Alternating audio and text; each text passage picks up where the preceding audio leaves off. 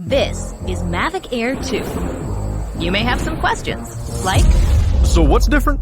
Well, let's start with the larger sensor.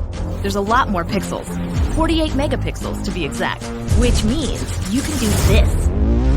And then shoot a hyperlapse in 8K. With Smart Photo, every shot is a masterpiece.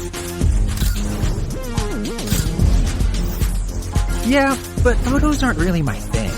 Don't worry. We've got you covered. It also does 4K 60p video. You can also slow things down. Way-do. And yes, there's HDR video. How's the flight time? It's fantastic.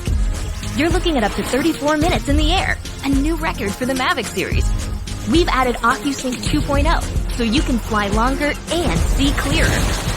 What if I'm not a great pilot? That's where FocusTrack comes in, so you can fly like a pro. Or just press a button. Here's the best part. Automatic obstacle avoidance. Okay, but what do I do with all these shots? Here's an idea. Use the DJI Fly app to edit and share your moments with just a tap. So, what's different? A whole lot.